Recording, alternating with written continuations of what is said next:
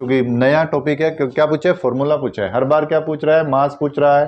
हर बार elevation in boiling point, depression in freezing point, या कुछ और डिमांड कर रहा है। लेकिन अब की बात थोड़ा कॉन्सेप्ट अलग है। क्वेश्चन में जो गिवन डाटा है वो गिवन डाटा लिख लेते हैं सबसे पहले।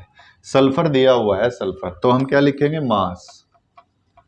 तो मास ऑफ सल्फर, सल्फर का मास यानी कि डब्लू कितना है? डब्लू दिया हुआ है 2.56 ग्राम। इसके बाद दिया हुआ है क्या? ये डिजोल्व हुआ किसमें? 100 ग्राम ऑफ वाटर में, यानी कि मास ऑफ सोलवेंट, जो सोलवेंट है वो कैपिटल डब्लू है और वो कितना है? 100 ग्राम में।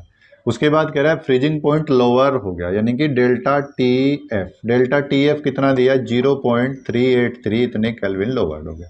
और फिर कैलकुलेट द सल्फर का फॉर्मूला। हमें निकालना क्या है? मोलर मास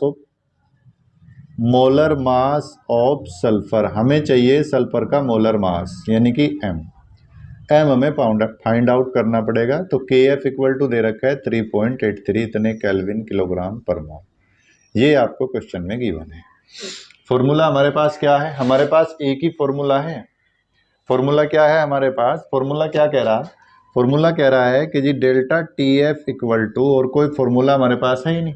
क्या फॉर्मूला? कि के F into small W into 1000, यहाँ आएगा स्मॉल एम और कैपिटल डब्लू। ये ही फॉर्मूला हमने पुट